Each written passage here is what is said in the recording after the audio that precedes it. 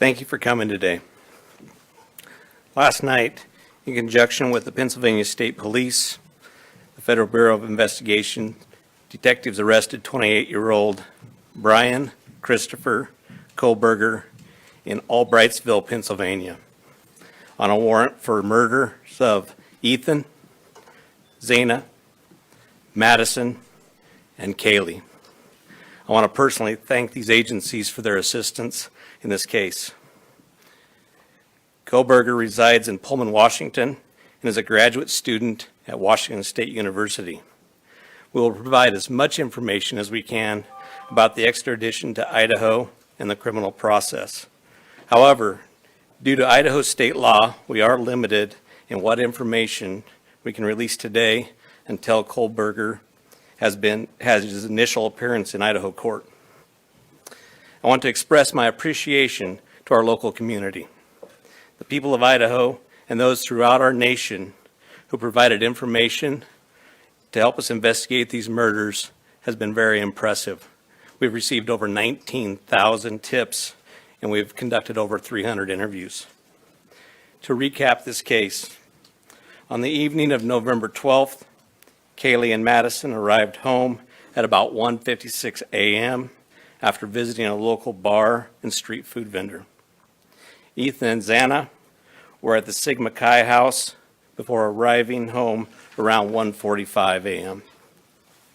The two surviving roommates had also been in the community but returned around 1 a.m.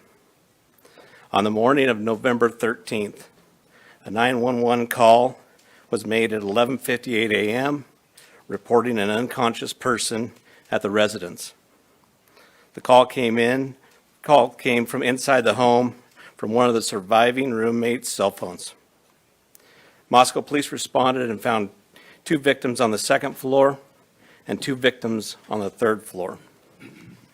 On November 17th, autopsies were conducted and the Latah County coroner confirmed the identity of the 4 victims. The cause and manner of death was homicide by stabbing. Some had defensive wounds, and each had been stabbed multiple times. These murders have shaken our community, and no arrest will ever bring back these young students. However, we do believe justice will be found through the criminal process. This was a very complex and extensive case. We had developed a clear picture over time, and we stand assured that the work is not done. But be assured the work is not done. This has just started. Since November, we have remained laser focused on pursuing every lead in our pursuit of justice for the victims and their families. I recognize the frustration with the lack of information that's been released. However, providing any details in this criminal investigation might have tainted the upcoming criminal prosecution or alerted the suspect of our progress. We will continue to provide as much information as we can as the process moves forward. Today, I want to specifically thank our dedicated Moscow Police Department detectives, patrol officers, the Idaho State detectives, the Idaho State troopers, and their crime lab technicians and scientists, and the Federal Bureau of Investigation for the resources and personnel to conduct this massive investigation. It was the dedication of them and the persistence and the numerous hours that led to an arrest. Fortunately, these highly skilled people worked together as a cohesive team to solve this case. I also want to thank our community and the nation. Over the past 6 weeks, I've been continually reminded of how much our community cares. Locally, public support has been exceptional with kind words, food for investigators, and letters of support. You will never know how much your words of encouragement help us through these trying times. I appreciate each of you and each of your kindness. Agencies and individuals from across the nation have reached out to us to express their support to this department. I'm reminded how our Moscow community Our families and the nation has been impacted by this daily. Finally, I do want to thank our media partners for the help. You kept this in the news, you helped us with tips, you kept things going, and we truly appreciate that. And you are the product of those 19,000 tips that we received, which is an impressive number. I would like to invite Bill Thompson, the county prosecutor, up at this time.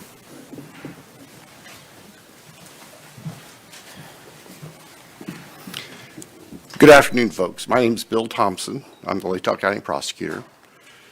And it's sad to be here, but happy to be here at the same time. As Chief Fry indicated, a criminal complaint was filed yesterday here in Latah County, charging the defendant, Mr. Kohberger, with 4 counts of first-degree murder, in addition to felony burglary, which involves entering the residence with the intent to commit the crime of murder.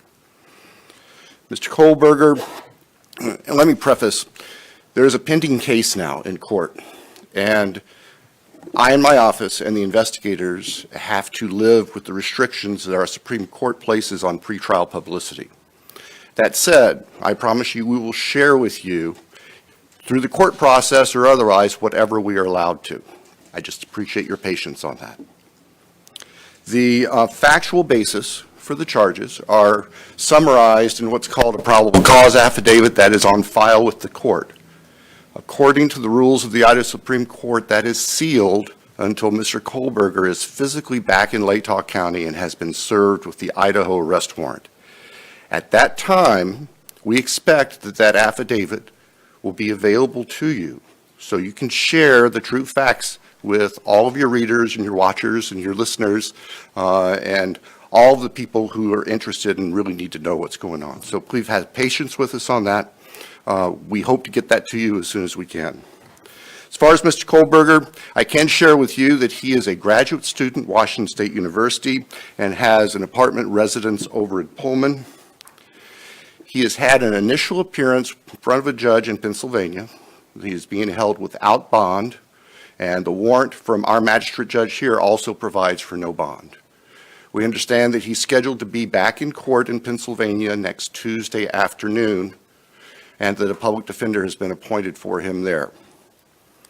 The process at this point is, since he was arrested in another state, he has the opportunity to either waive extradition and return voluntarily to the state of Idaho, or if he prefers not to waive extradition, then we will initiate extradition proceedings through our governor's office. If we do that, it can take a while for him to get here. So again, I'm asking for your patience and understand that's just the way the system works. Once he gets here, he'll have an initial appearance with our magistrate.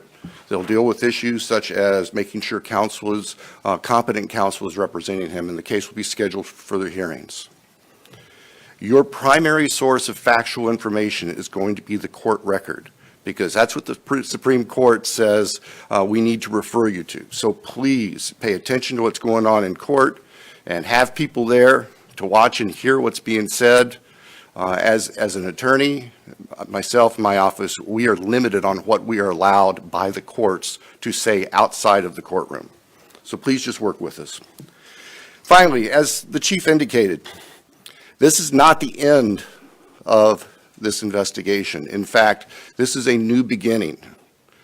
You all now know the name of the person who has been charged with these offenses.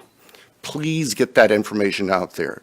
Please ask the public, anyone who knows about this individual, to come forward, call the tip line, report anything you know about him to help the investigators and eventually our office and the court system understand fully everything there is to know about not only the individual, but what happened and why.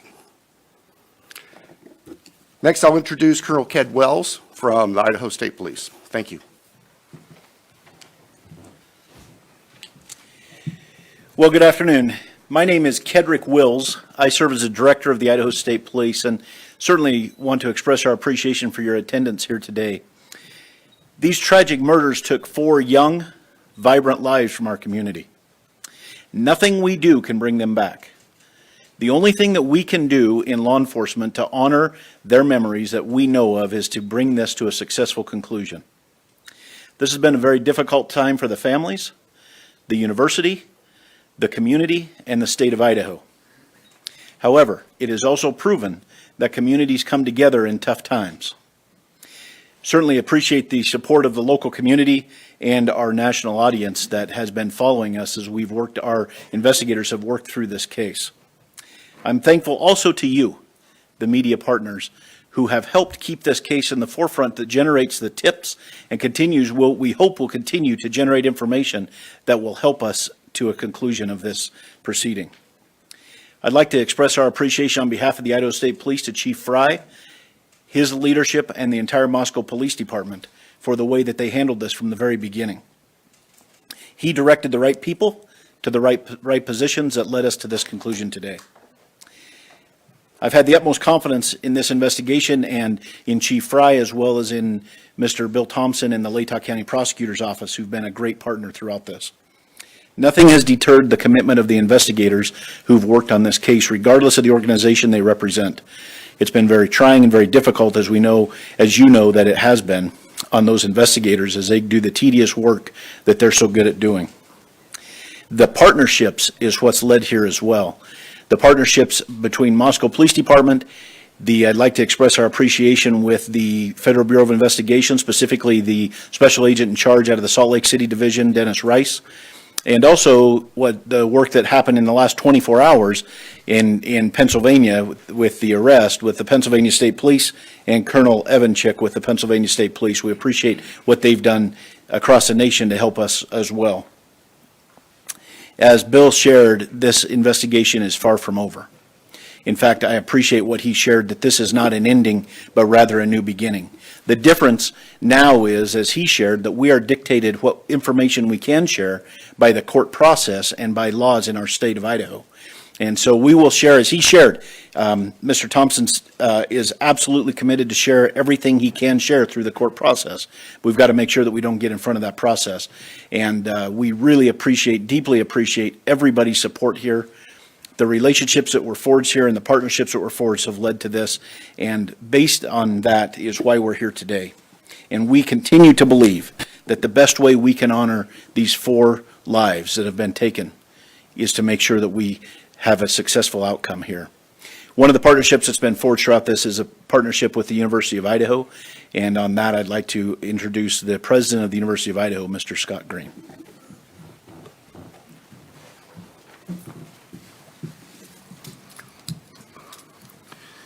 Thank you. Good afternoon. Scott Green, President of the University of Idaho. Today's news of arrest is a welcome one. It's relief to our university, our community, and our extended Vandal family. The outpouring of support over the past 6 weeks helped sustain us during the most trying time. It provided the strength that helped us navigate the international scrutiny visited on our students and employees.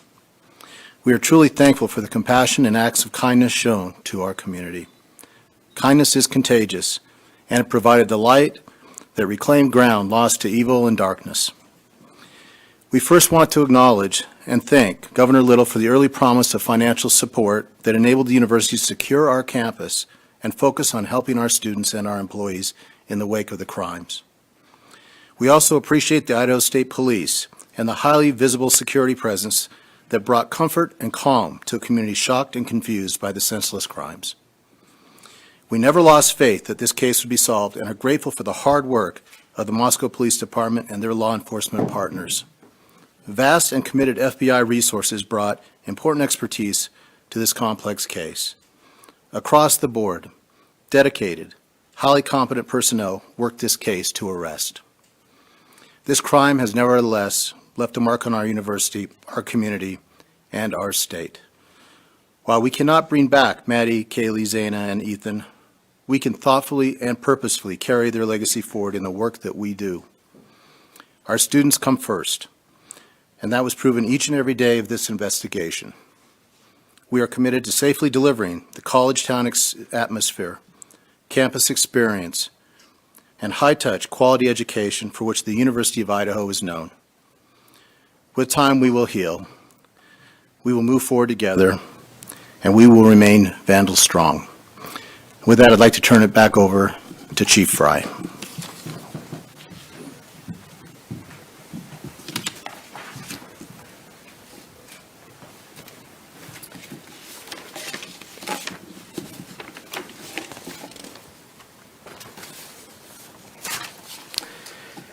So now we will open the floor to questions. However, I want to remind everyone, as Prosecutor Bill Thompson explained, any factual information regarding the arrest of Kohberger is currently sealed per Idaho law and will not be released until he has appeared in an Idaho court.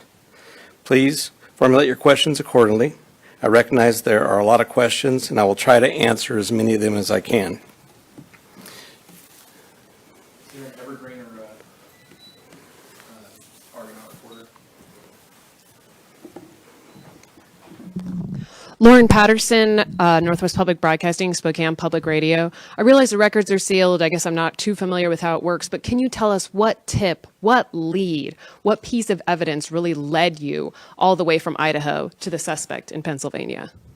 As I've said in the past, that's part of our investigation, and we won't be releasing that at this time. We will have those answers. We'll have them as soon as we can make those available to you. Then a quick follow-up and a two-parter. Is our community safe, or is law enforcement still on the search for other suspects who might be involved in this attack? What I can tell you is we have an individual in custody who committed these horrible crimes, and I do believe our community is safe, but we still need to be vigilant, right? We still have talked about this in the past. We always need to be aware of our surroundings and make sure that we're aware of what's going on.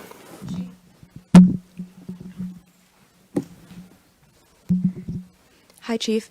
How soon into the investigation did police and law enforcement begin to spot Mr. Kohberger as a potential suspect? And a follow-up, how many tips, if you can say, were specifically related to Mr. Kohberger? To the tip part, honestly, I can't answer that question, so I'm not even going to speculate on that. On the other part, that's part of our investigation, and it will come out. I'd like the mic to please come right over here. Thank you. Dana Griffin with NBC News. Can you confirm that Kohberger asked whether or not anyone else had been arrested when he was in custody? I cannot confirm that, or I'm not sure of that information, but that would still be a part of our investigation. Did CODIS initially return any hits on this guy? That's still part of our investigation. That will come out. If we could get somebody over here, please. And then one final question. Is there any message to the online sleuths who slandered and harassed people who they believed were responsible? There was a lot of speculation going on, and we've always said from the very beginning that we're the official message that comes out, and to pay attention to what we're putting out there to the press. I'm Nancy Liu with News Nation, and we were over at the house this morning, and you told us that the remediation would begin today. It was suddenly stopped. Can you tell us why? Yes. The house cleanup has been halted, and that came by a legal request from the court. Christina Corbin, Fox News. Chief, have you identified a motive? That is part of the investigation, and that will come out as we continue the investigation. But what we still ask is for people to continually send us things in the tip line. We are still looking for more information. We're still trying to build that picture, just like we have stated all along. We're putting all the pieces together, and that will help.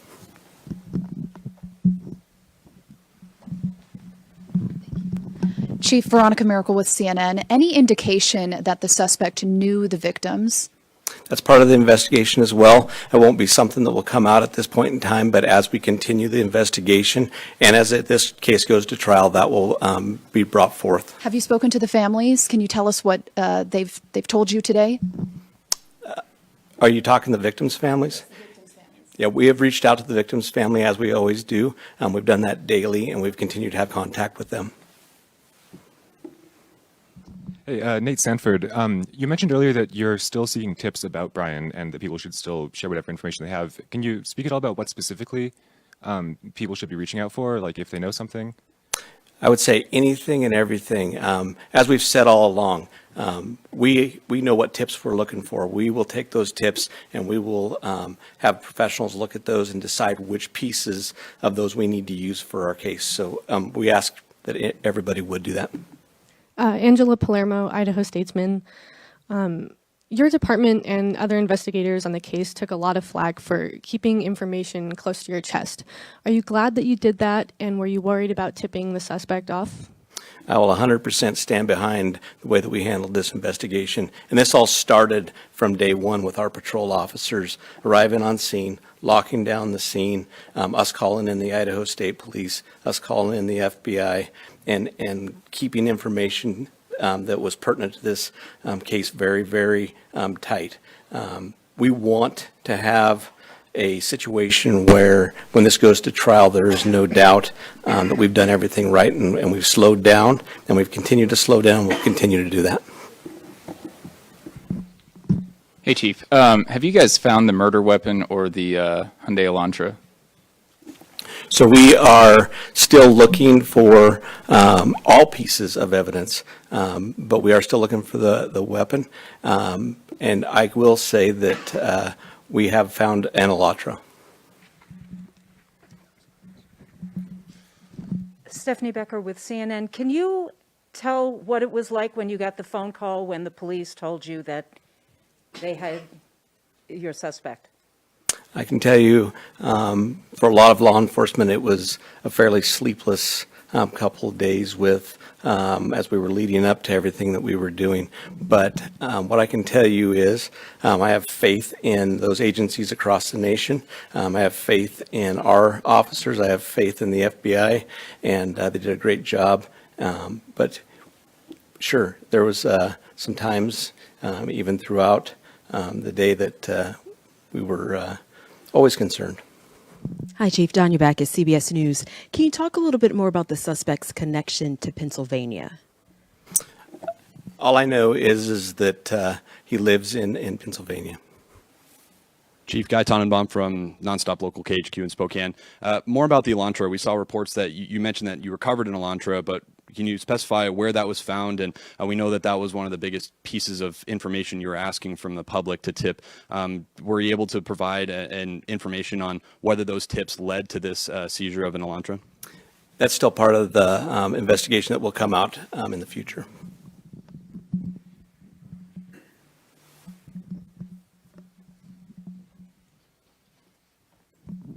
Chief Glenn Mosley, Idaho Public Radio here in Moscow. The additional police presence in town and on campus, semester's coming, is that going to continue? You will continue to see state troopers in the area. You know, we're talking to Latah County as well. You will see a presence of us that we're always have up on campus. We have assigned officers to that. So you will continue to see a law enforcement presence. I'm going to take two more questions. Hi, Chief. Julie Scott, ABC News. Can you tell us if you eventually had a license plate number to the Elantra and how you tracked it to Pullman? That's still part of the investigation that will come out.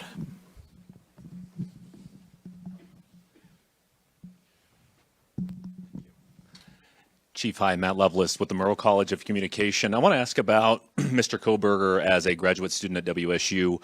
Are you aware of if he returned to campus after November 13th? And have you had any communication with departments on the WSU campus about his attendance?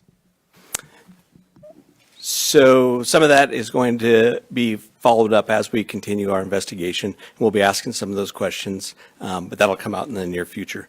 So what I do want to do is I want to thank you all. You really have been the national voice for us. You've given us the opportunity to get many, many tips, and I do appreciate everything you've done, and we'll continue to look forward to working with you in the future on this. So I'd like to thank you for that, and thank you for your time.